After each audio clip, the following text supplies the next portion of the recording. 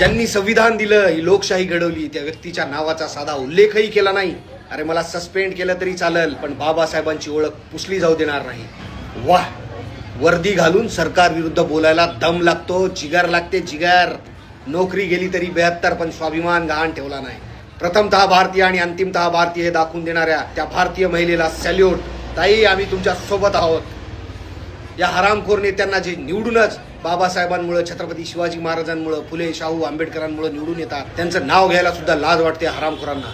अरे महापुरुषांचा वापर फक्त जातीवाद पेरायसाठी वापरत येतं. ते महापुरुष होते म्हणून आपण आहोत आणि आपला महाराष्ट्र आहे. आणि ते पिस्तुल्या, ते जळगावचा लाकूड तोड्या, अरे ते संविधानामुळे संविधानिक पदावर आहे ना. बाब्या, सोन्याला कुठे बी किती बी दिवस कशात बी जरी ठेवलं ना, तरी त्याची किंमत कमी होणार नाही. भारतरत्न डॉक्टर बाबासाहेब आंबेडकर हे असे व्यक्ती आहेत की जे किती बी पुसलं ना तरी ते पुसणार नाही. असे किती बी महाजन त्यांच्या पायाच्या नखाची बी बरोबरी करू शकत नाही. जय शिवराय, जय भीम.